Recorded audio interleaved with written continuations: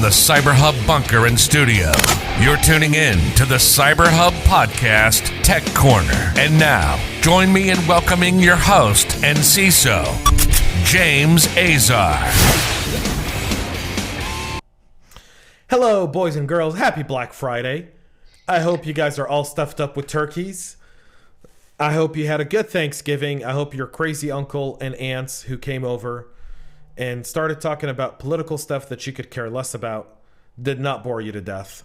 I hope the Detroit Lions lost, because it's only tradition if the Detroit Lions lose. All right. Another episode of Veteran November. Before we get started, folks, make sure you subscribe to the podcast, and please turn on the notification bell if you're watching us on YouTube, and subscribe. That definitely helps us. Also, if you're listening on your favorite podcast listening platform, subscribe and give us a review. By giving us a review, you help boost us, which exposes our content to more people organically, which we would greatly appreciate as well. Joining me today is a man I absolutely love, Tyler Smith. Welcome to the show from the great state of Ohio. Thank you. Thanks for having me, James. I'm so excited to have you on the show. You have an amazing story. I've said this. I've done, we're recording this at the tail end of something, but I've recorded an overall 32 episodes in total for 26 days. So you're part of a double feature today, like the NFL on Thanksgiving. You got 3 games. I did 2 podcasts on Thursday. There's 2 podcasts on Black Friday, folks. Enjoy it. You're part of a double feature, Tyler. So let's talk a little bit about what branch of the military you were in and what'd you do. So I was in the Marine Corps, and I was a grunt. So about as far away from being an IT professional as you can get. Yep. Yeah.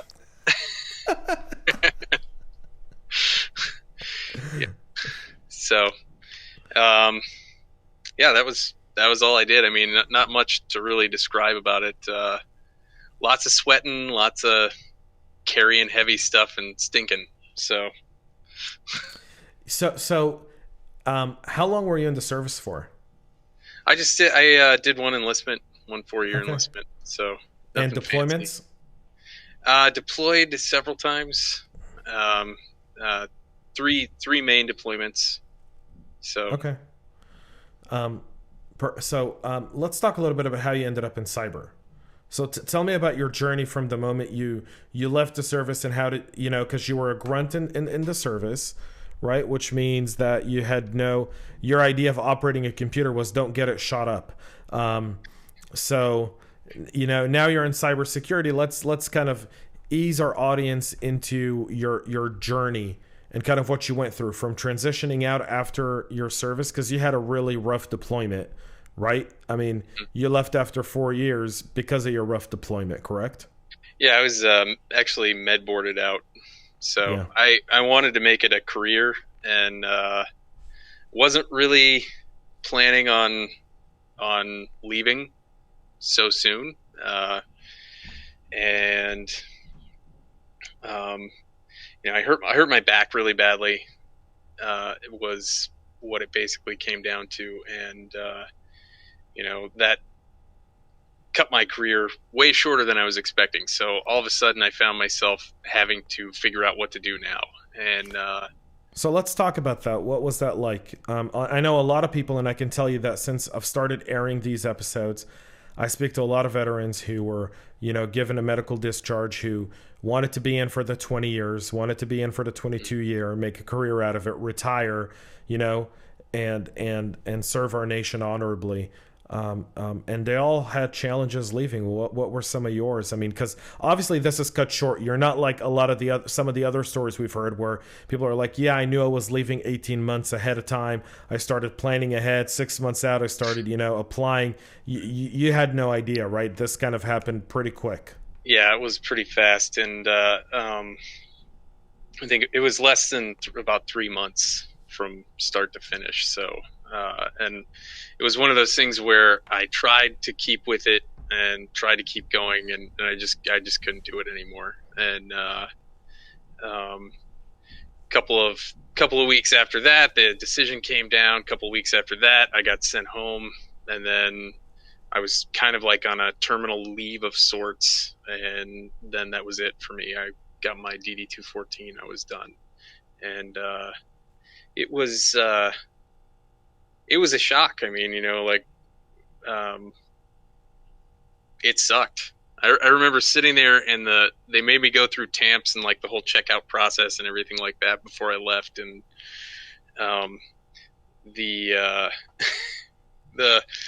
it was run by a civilian group, and they're standing up there on stage, and they're like going through, and they're like, "And what was your MOS?" And somebody rattles off some number I've never even heard of before, and they're like, "Oh, one something or other," and like, "Oh, well, you'd be great for this job in the civilian world." And then I happen to be sitting up front, because I was dumb enough to get there 15 minutes prior, unlike everybody else that just kind of snuck in and sat in the back. And she looks at me and goes, "What about you?" And I'm like, "I was an 03. And she's like, "Oh." and I'm like sitting there, and I'm like waiting for her, because she's gone through like 8 other dudes. And she's been like, "You can do this, you can do this, you can do this, you can do this. You got options." She gets to me, and she's like, "Oh, well, there really isn't an equivalent to what you did in the military out in the civilian world." And I was like, "Geez, that's pretty disheartening." So that's discouraging. So what are you saying? I'm like, yeah, McDonald's, like, Burger King, is that my future? they didn't even want to comment. Like, they were like, "Well, there's maybe always law Waffle House. enforcement, maybe janitorial services. I hear you guys can keep things clean." But it was, it was a shock to the system. And then, when I got out, things were still not great with the VA. So I remember I was still in that like terminal leave, like for like a month and some change, and I was having issues with my back, and so I'm like, shit, I need help, and I don't have any money to pay for a doctor's appointment. And so I go to the VA. Somebody was like, "Just go to the VA." And I get there, and they're like, "Oh yeah, we can't help you. You're still on active duty, so you got to go all the way to Wright-Patterson in order to get seen there." And all I can think of, as soon as they told me I had to go to Wright-Patterson, I was just like, man, they're gonna like call my command, and I just don't want to mess with it. So fortunately, there was a guy that just happened to be standing there who was with a veteran service organization, and he grabbed me by the arm and pulled me into his office, and he was like, "We're going to get your paperwork done now, so when you're out, you don't have to mess with it." And that made a huge difference for me down the road. I got all of my stuff in line, submitted. So when I got out, I got my disability rating from the VA, which, was a godsend. I mean, like, I would have been really lost without that, like really, really lost. And I went through some tough times, like nothing that I did would I at all categorize as being like heroic. Like, I didn't do any heroic stuff, but I still struggled with, a lot of my friends, they continued on. They ended up in places that were dangerous. A lot of them didn't come home. And I struggled with that pretty hard. And, that was tough. That was tough to deal with. It still is. Yeah, I think the medical discharge, when you're medvaced out and then you're taken down the medical discharge path, you don't get that brotherhood, because they go on and they get deployed and things happen and you're not there, and that rides your conscience, right? I mean, yeah. I've read about that, I've heard about it. I was showing you this before we recorded, but I think a book every veteran should own is this one, Portraits of Courage by President George W. Mm-hmm. he tells the story of every veteran in here that's been injured, and he paints them. He's actually painted them, and George W. Bush, for all of his stuff, he's pretty talented at doing portraits.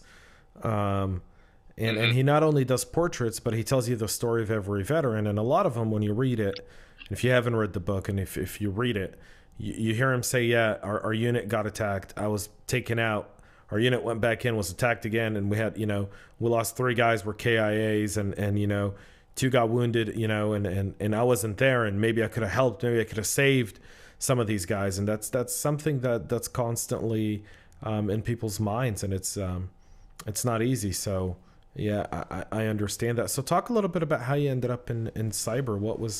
What'd you go through as you kind of went through all these different emotions, and how long did it take you from the moment you left until the moment you were like, okay, I'm going to go do this cybersecurity thing? It was probably about 6 or 7 years. Wow. And I mean, there's a lot in that process. I mean, I would say if you're listening to this and you're struggling in any way, go get help from the VA. They've got programs. They can help you, but you got to go and ask for help. It was, my life kind of fell apart. I was actually homeless for a little while, and I couch surfed it big time. For like 4 months, I went backpacking, so I didn't have to. I just kind of walked away from everything, and I had to piece things back together. And it was actually somebody that I was working with at. I ended up kind of getting stuff back together. I got a job at Apple, and then I became an Apple genius. Man, that's a big title. That's a very big title. Don't you diss the geniuses, man. There are millennials and Gen Zers right now that think a genius is an actual genius and not a guy who plugs something into a computer and gets results. Yes. They're like, please heal my Mac, the genius. Your Mac has been healed. Yes. Proceed with your simple life. Yeah.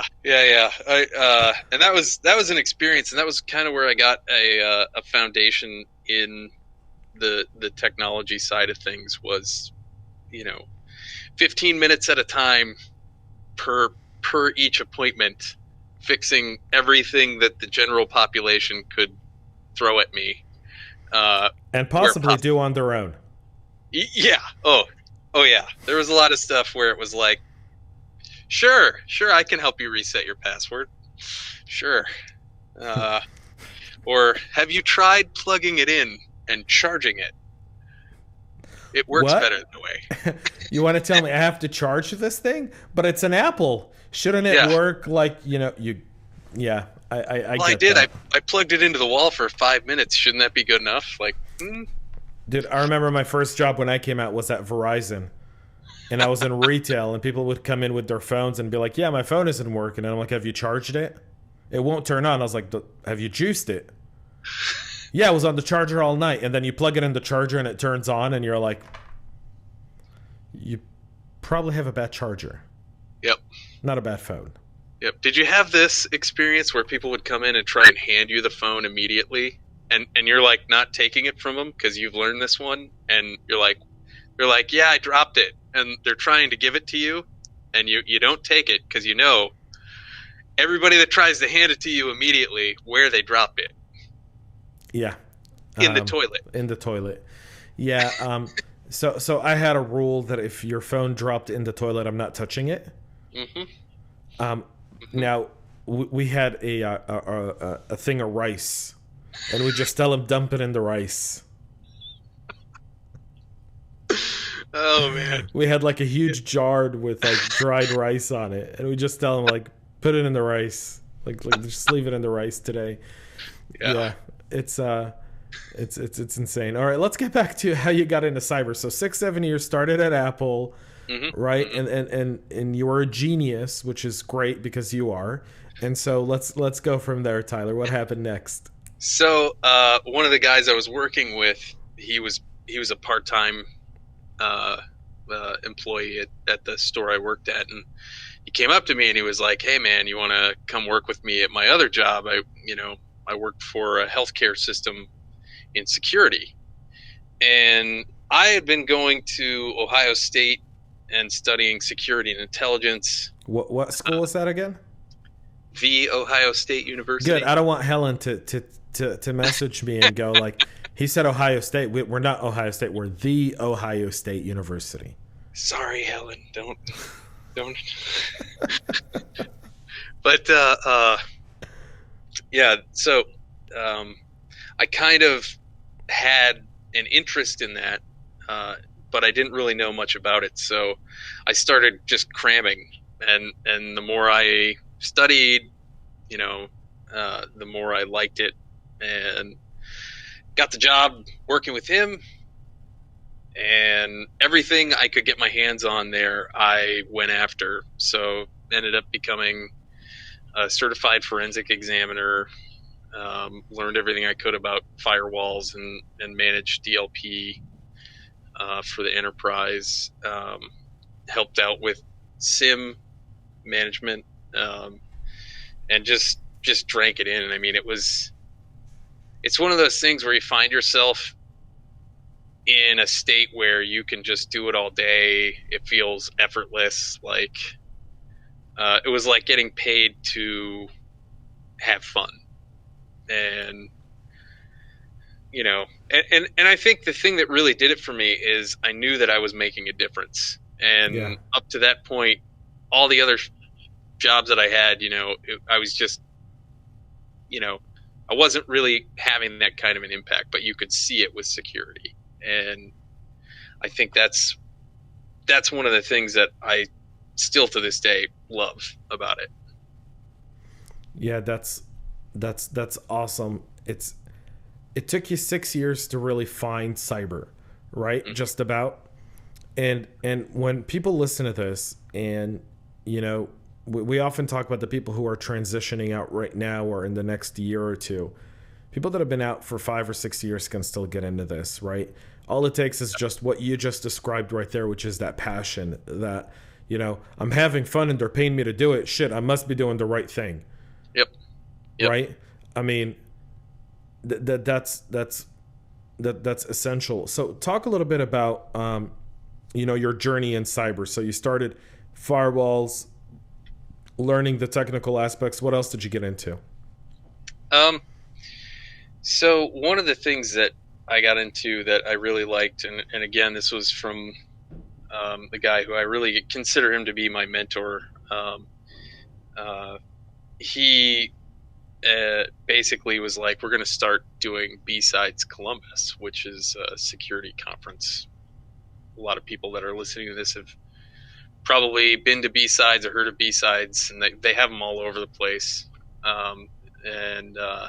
So he was like, yeah, we're going to put on B-Sides Columbus. So we started doing that, and that was where I saw a whole additional side of security, and that was the community aspect. It becomes apparent to anybody that steps into security that it's a small community globally.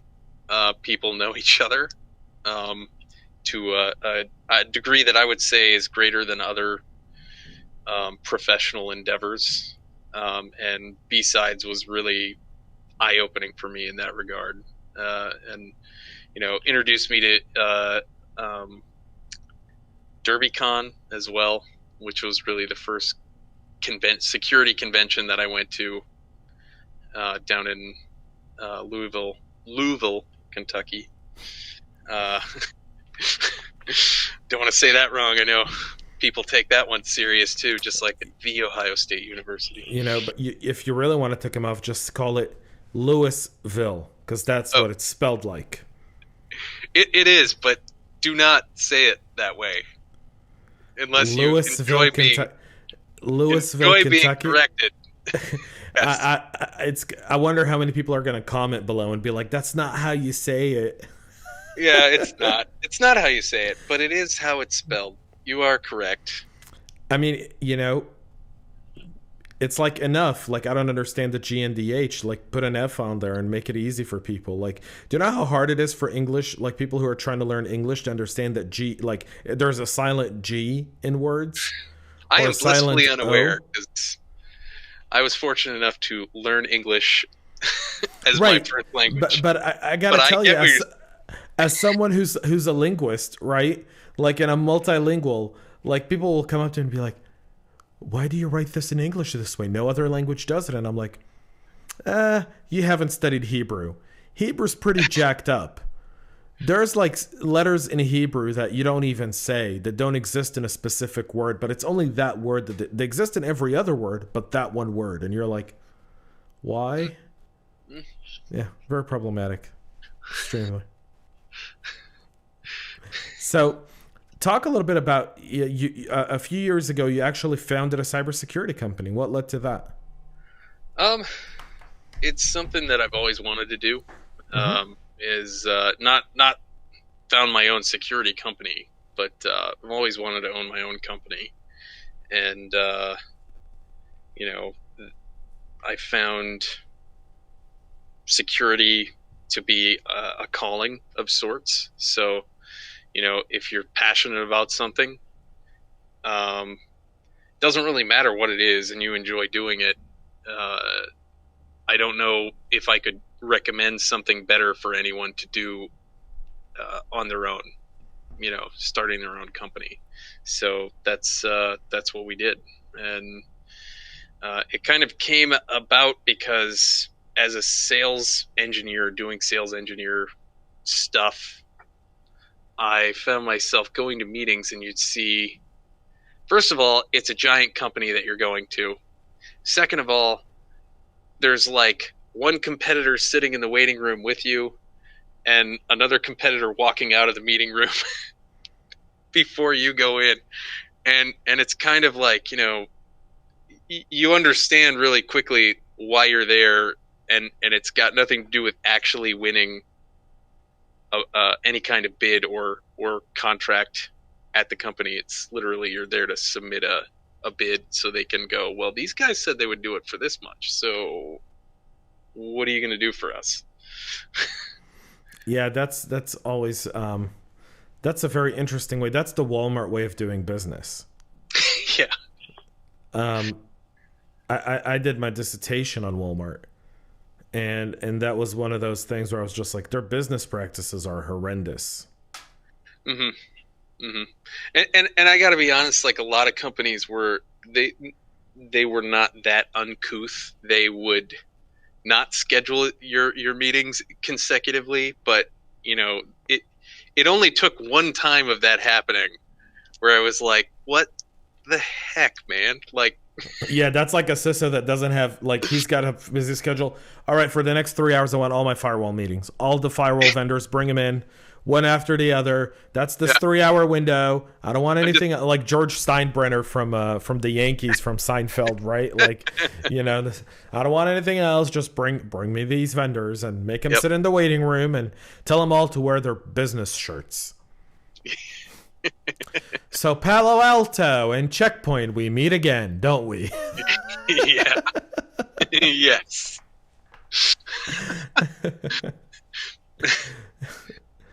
But it was, that was what kind of prompted me to look at, the business of security in a different light.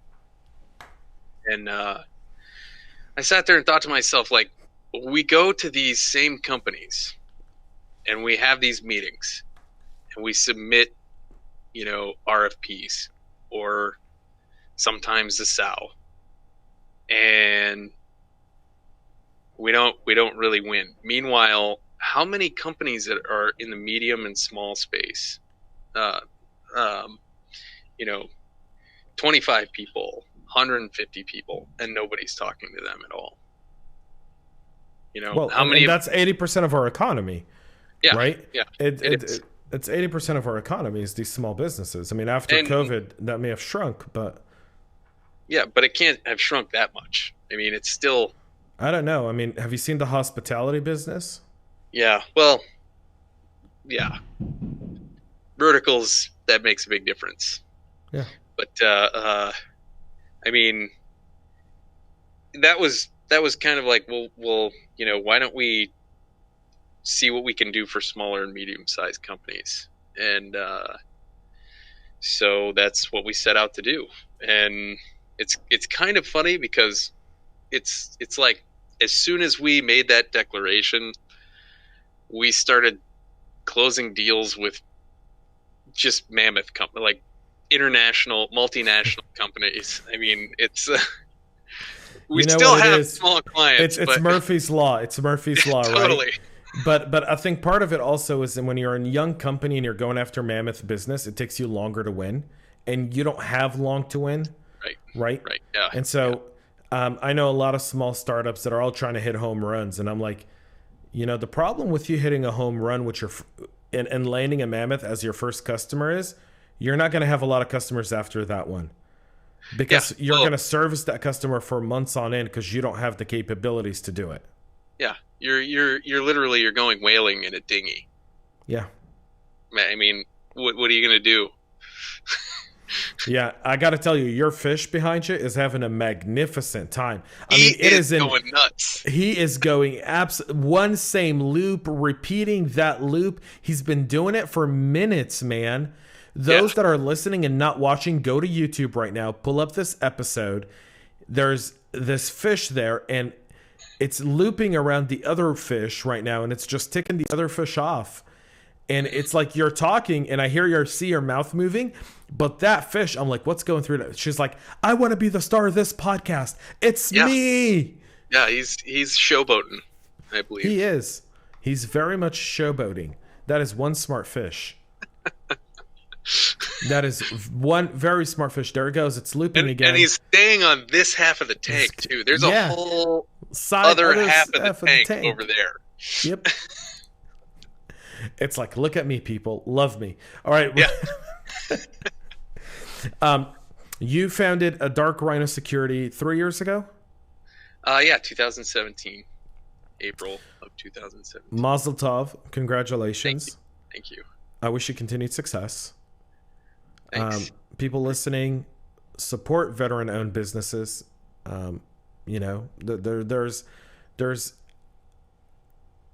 There's grace and patriotism in supporting veteran-owned businesses. I only buy my clothes now from veteran-owned businesses. I'm wearing my Grunt Style shirt right now for this podcast. Under that, I got a black t-shirt that's from a veteran-run company that they make black t-shirts. Yeah. Zero Foxtrot. Yep. Zero Foxtrot. Ranger Up. Yeah. All great companies. All great companies. And so, support veteran-owned businesses. I think it's funny because in the veteran, we have our own veteran economy as well, and it's awesome, and I love it. And so, Tyler, what's one thing you miss about your time in the service, man? As we wrap up your podcast. I'm guessing this has probably said a lot, but I think the one thing I miss is the camaraderie. I still hang out with veterans, get together for lunch, get together, smoke a cigar, have a bourbon, but nothing comes close to literally waking up, working all day, eating, going to sleep, or not going to sleep, and continuing to work. I'm bringing that back. I'm bringing sexy back. Okay, I know that's like a 20-year-old statement, but if you don't get it, then you don't belong in our meetup on November 30th. I'm kidding. I want everyone there. I'm bringing sexy back because on November 30th, 6 p.m. Eastern time, any veteran, as long as you're a veteran, that's the only pre-qual. You got to be a veteran. Join us for a private Zoom meeting. We're all going to get together. We're going to spend an hour. Bring your favorite alcoholic or caffeinated beverage. I'll have my bourbon and cigar ready. My wife is going to kill me because I'm going to smoke inside the house. But I don't care. I'm going to rebel on November 30th. I hope she does not hear this podcast because it's going to be a week before, and she's going to she'll have a fire extinguisher midway through the Zoom. Where'd Dave go? Dave, are you still with us, man? It's a Varsity Blue whipped cream scene.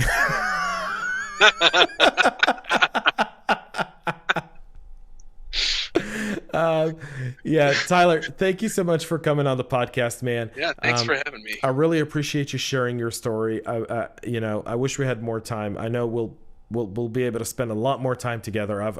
In doing this, I've met 32 new brothers and sisters in my life that now I've got to stay in touch with, and and I'm like, okay, I can't mass email them, I can't MailChimp them all, so it's gonna require it's gonna require some group messaging here. We may have to create our own Slack channel. Yeah, I like that idea. Slack channels are the best, man. Yeah, Slack or Discord. It just depends on what you want to share. Right? Yeah. Like if we're going to go really bad, we should probably go to Discord. If we're going to stay really HR friendly, we should go to Slack. Right? That's a good point. That's a good point. We'll ask on November 30th, and then we'll make that decision, and I'll send everyone the link thereafter. But we'll start kind of our own little resource channel as well for veterans. Folks, thanks so much for tuning in again. November 30th, 6 p.m. If you're a veteran, even if you weren't featured on any of these shows, but you just want to come and hang out because you missed the brotherhood, you missed the camaraderie. I can't say that word for the life of me, right? Like, it's a rough word for me to say, like camaraderie. Everybody's got those. Camaraderie. Yeah. You sound like you're totally drunk when you say it. Right? Like they're like, yep. James, are you drinking? No, I'm not drinking. And this is water. Water. This is water. I promise. It's water. Just so you guys know. Oh, and one more thing while I've got everyone's attention. It is Black Friday. I Heart Dogs have these bracelets. They're 2 for $30, and they pair a veteran with a service dog. So veterans that are trying to recover from PTSD, these bracelets, if you get them, help give a veteran a dog so that they have a companion, because a lot of people leave the service and they're alone, and Tyler just shared his story. So you can go get these. I order $100 worth of these every single month, and then I ship them out to random people who I meet, and I just give them away. So let's flood the market and support this cause. I Heart Dogs. I'll link them in the podcast description as well, folks. It's 2 for $30, but it's a great cause. They pair they rescue dogs, and then they pair them with veterans. So it's a really cool cause. I try to find really cool causes, right? Beyond Wounded Warrior and a bunch of others, but this one I felt like really does help, because once you've got a dog, it gives you a purpose to wake up in the morning. You don't get into that rut. You got to walk the dog. You got to take care of the dog. It kind of re-energizes someone. All right, that's it, folks. On behalf of Tyler's Bluefish, does it have a name? Nope, not yet. No name? No we should name name yet. it. Well, let's name it right now. All right. What do you think? I'm thinking we should name it. I think we should name it like Grunt. I think this is a grunt guy, right? It's a Grunt. show off. Yeah, it's a show off. It's a cocky jerk. Yeah. Yeah, it's a cocky jerk. Look at him. It's just he has not left the screen the entire podcast. 32 minutes. This fish has been doing circles. And just on screen. Yeah, too, which is weird. Like, I mean, if you're listening and you're not watching this, and you haven't gone to YouTube and subscribed to our channel to watch this, you don't understand. For 32 minutes, this fish has been going in the same circle over and over again. It barely leaves the frame. It just left the frame, came right back. And I mean, that's half of the tank. There's a whole other half over there. Yeah. I don't know. Maybe he sees himself on there and he's like, check me out, man. Where's the ladies at?